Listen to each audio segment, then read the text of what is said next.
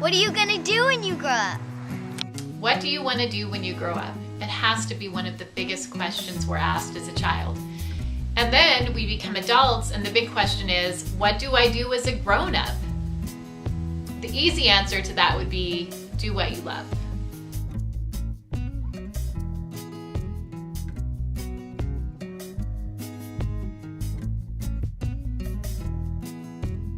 I know what you're thinking. Could it really be that easy? Because honestly, in school, we weren't trained to connect with our inner calling, our purpose, tap into our greatest gifts, to be able to show up as our whole best self, tap into our fullest potential. I mean, really, maybe we get little bits here and there, but that's not the focus of our education system. And it's no wonder, because that question puts so much emphasis on something outside of ourselves. And that question challenges the very thing you are doing at that moment that makes it seem significant or adds value to it. So it's no wonder that still, as adults, many of us still have that question of, what is my calling? Where am I supposed to be creating in this world, right? And we're just constantly in search of that, when really it's been inside of you the whole time.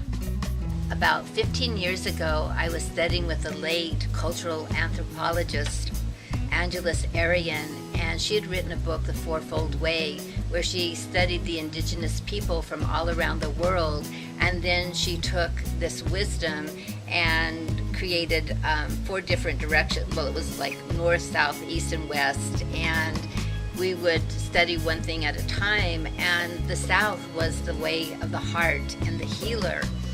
And when we were studying the heart, she talked about following a life that had heart and meaning. And I can't believe it. I mean, this was like 14 years ago, and this is not something that had ever been taught to me. I'd grown up taught to do the things I was supposed to do, to honor my word. If I gave a commitment, I would be there no matter what. And then Angela started talking about how maybe we show up and we sign up to do something and we're so full of passion and excited about it, but then down the road, it's not feeding our heart anymore. It doesn't have heart and meaning. It doesn't have juice in our life. And if we keep doing it, we're giving dead energy to those on the other side, as well as deadening our own hearts. And this was revolutionary for me, to really think, oh my God, I can have a life. I can live a life of heart and meaning. I don't have to do all the things that I've been taught, nice girls, good girls, that I'm supposed to do. And in that moment, I made a commitment that I would live a life of heart and meaning, and that has totally changed my entire life. Part of the 30-day challenge of CJ Do What You Love is living life significantly, and to experience what it would feel like if you really were present and brought joy to your life every single day. Now, it might be 5 minutes, and it might be a half day, or it might be for the whole entire day. That's really up to you. The reason I'm doing this is because I think it's so important to make time for what we really love. It's not outside of ourselves, it's inside of ourselves, and we're like a magnet. Whatever we do or think or feel is what is attracting more of the same into our lives. So by creating love in my life and more love all of the time, I'm attracting more love into my life and happiness and joy. And this is what's important to me.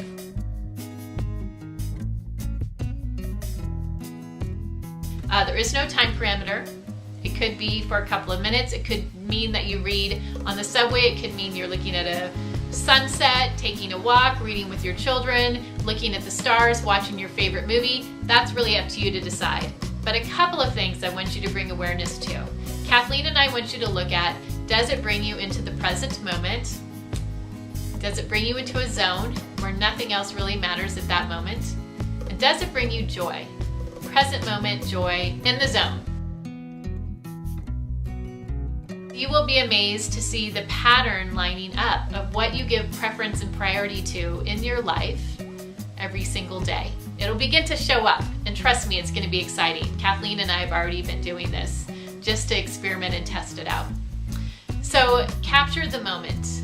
And when you're having a hard time or feeling down, because we all have those moments when we just feel consumed. I mean, that's why we're launching this in the first place, because we get burnt out, we get consumed, and we forget about why we're here in the first place, all right, is you will be inspired when you go back and look at those photos. You'll be reminded of how exciting it really is to do what you love. It's like your love muscle. You got to activate your love muscle. Number 3 is we want you to share it. Facebook, Twitter, Instagram, your blogs, your websites. When you share those moments of doing what you love, when you are in your fullest potential, you will inspire other people, and you will actually create a ripple effect. They will be inspired as well. They will feel connected. And that's part of what this is, you know, it's about every single person living life at your fullest and living significantly. What would the world feel like if thousands of us or millions of us were doing what we loved every single day?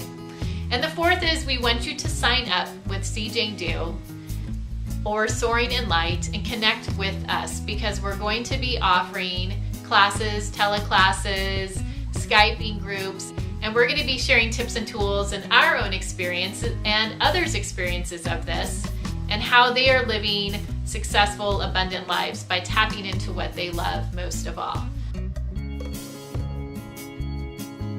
I am so excited about this. It's 30 days to do what you love. I mean, how exciting would it be to do this every single day? Take time for yourself to really love and care for yourself, to do the things that you love. We hope that you'll come join us in this 30-day challenge. Do what you love. Do what you love. Do what you love. Do what you love. Do what you love. Do what you love.